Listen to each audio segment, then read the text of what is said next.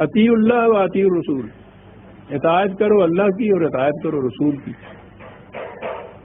اب ان کے ہاں میں عرض کروں گا کہ اس کا پھر صحیح مفہوم کیا ہے۔ جب اسلامی نظام قائم تھا تو اس کا صحیح مفہوم موجود تھا، اس کے بعد جب یہ نہ رہا تو پھر انہوں نے کہا کہ اطیع اللہ تو ہوا اطاعت کرو اللہ کی، قرآن شریف شروع سے اس کی کتاب کی اطاعت سے، اطاعت کرو رسول کی، وہ کیسے کی جائے؟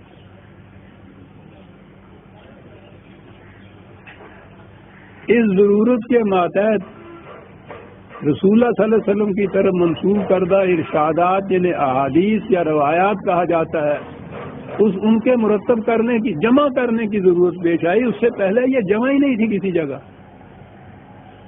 تیسری صدی میں،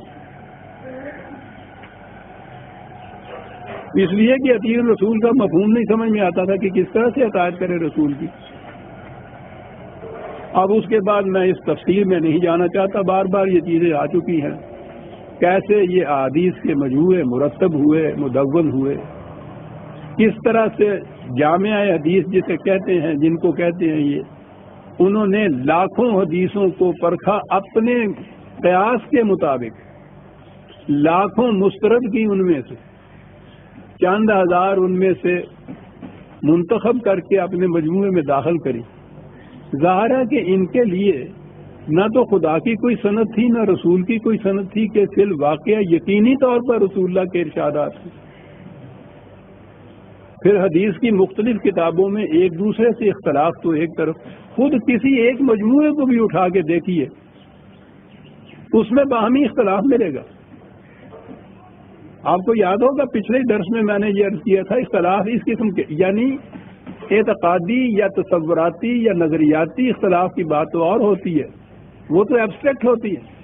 تاریخی واقعات کے متعلق اختلاف میں نے بتایا تھا کہ بخاری کے مجموعے میں یہ جو صلح حدیبیہ ہے، اس میں ایک روایت میں تو یہ کہا گیا ہے کہ قریش نے منع کر دیا تھا کہ ہم مکے میں داخل نہیں ہونے دیں گے، مکے سے باہر ہی ان کے ساتھ معاہدہ ہوا تھا کہ اگلے سال آئیے تو ہم آپ کو اجازت دیں گے، اور وہیں سے واپس آ گئے تھے صحابہ۔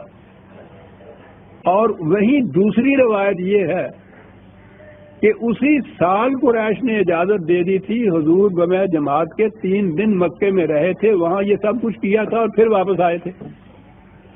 ایک مجموعے میں ساتھ کے ساتھ 2 روایتیں ہیں، اور یہ تو تاریخی بات ہے، ان میں اتنا تضاد ہے۔ تو احکام میں یا عقائد میں یا نظریات میں جو اختلاف آتا ہے ان کا تو پوچھیے نہیں۔ یہ ہیں وہ اختلافات جو مٹ ہی نہیں سکتے۔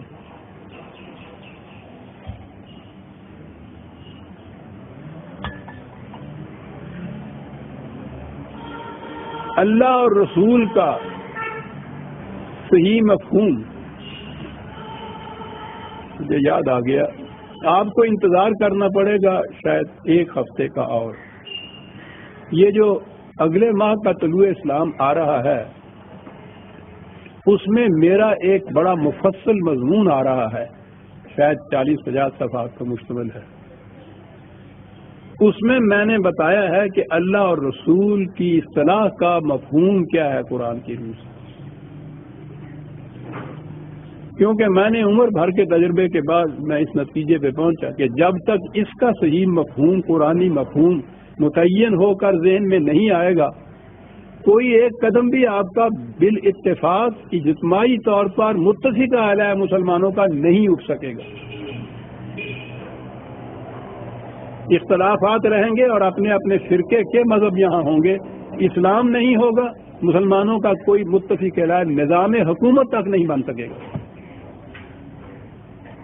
تو اس کے لیے تو آپ انتظار کر لیجئے۔ آپ سوچ لیجئے کہ یہ موضوع کتنا پھیلا ہوا ہے کہ میں نے عرض کیا کہ اس پہ شاید 40-45 صفحے میں وہ مضمون آیا۔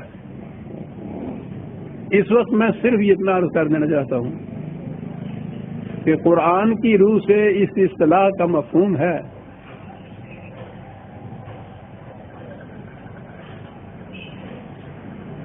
اللہ تعالیٰ کے احکام اور قوانین پر مشتمل نظام جسے عملاً رسول اللہ صلی اللہ علیہ وسلم نے قائم کیا تھا.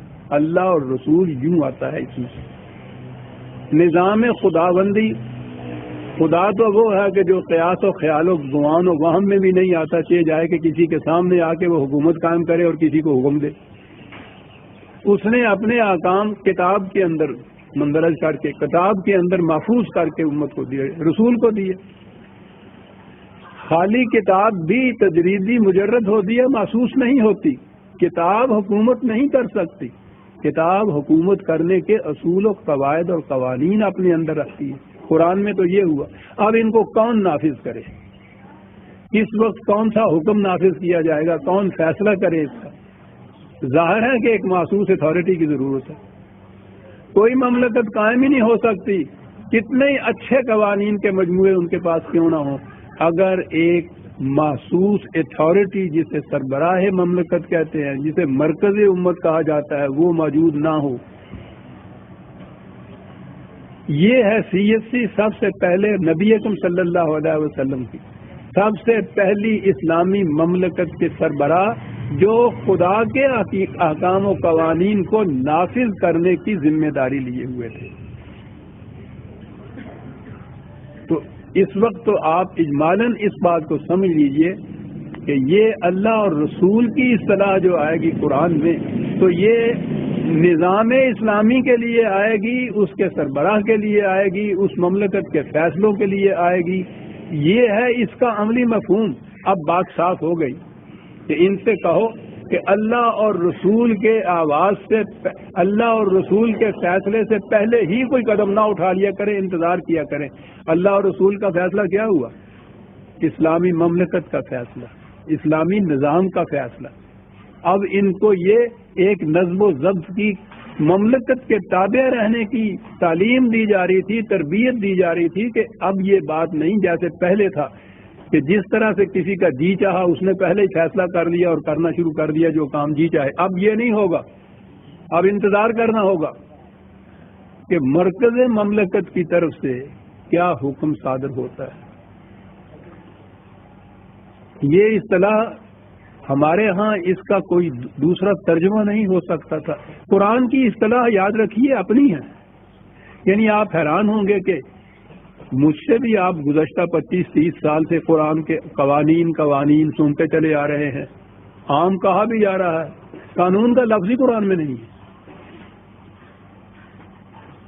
حکومت خداوندی, اسلامی حکومت سنتے چلے آ رہے ہیں آپ, حکومت کا لفظ ہی قرآن میں نہیں ہے. حکم کا لفظ تو ہے, اس معنی میں حکومت, نظام خداوندی, نظام اسلامی, نظام کا لفظ ہی قرآن میں نہیں ہے. حتیٰ کہ عدالت تک کا بھی لفظ نہیں ہے.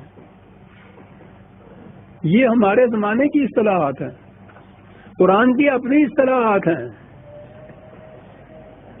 قرآن کی اصطلاح میں اس نے جب اللہ اور رسول کہا ہے, بڑی ہی جامع اصطلاح ہے. اس میں سب سے بنیادی چیز تو اللہ کی حکومت آ گئی.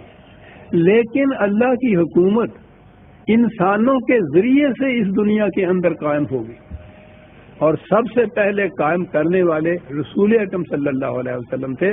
تو اس دور کے لیے قرآن نے یہ اصطلاح اپنی وضع کر کے نافذ کی, اللہ اور رسول کا حکم, یعنی نظام خداوندی کا حکم جو سربراہ مملکت نبی اکرم صلی اللہ علیہ وسلم کی وساطت سے طے ہوتا تھا اور نافذ کیا جاتا تھا. اب بات صاف ہو گئی. کیا جماعت مومنین, اب تمہاری زندگی پہلے کسی تشدد اور افتراق کی زندگی نہیں رہی. نظم و ضبط کے تابع آپ تم آ گئے, ایک نظام حکومت قائم ہو گیا. اب جو معاملہ بھی پیش ہو اس میں انتظار کرو کہ مملکت کی طرف سے, حکومت کی طرف سے کیا فیصلہ صادر ہوتا ہے. اس سے پہل نہ کرو, اس سے پہلے ہی کوئی فیصلہ نہ کر بیٹھو, نہ کوئی عملی قدم اٹھاؤ. اب انفرادی زندگی نہیں رہی, اجتماعی زندگی آ گئی. تو بات صاف ہو گئی. لا تقدموا بین یدی اللہ و رسولہ, نظام اسلامی مملکت کے فیصلے سے پہلے ہی خود کوئی فیصلہ کر کے قدم نہ اٹھا لیا کرو. واتقوا اللہ، نگہداشت کرو قوانین خداوندی کی۔ دیکھیے بنیاد وہی ہے، قوانین خداوندی، احکام خداوندی کا نافذ کرنا، لیکن اس کی عملی شکل یہ ہے کہ وہ ایک نظام حکومت کے تابع نافذ ہوں گے۔ واتقوا اللہ، اور یہ وہ خدا ہے کہ جو سب کچھ سنتا بھی ہے، جانتا بھی ہے، تو دیکھتا ہے کہ تم فیصلے کس طرح سے کرتے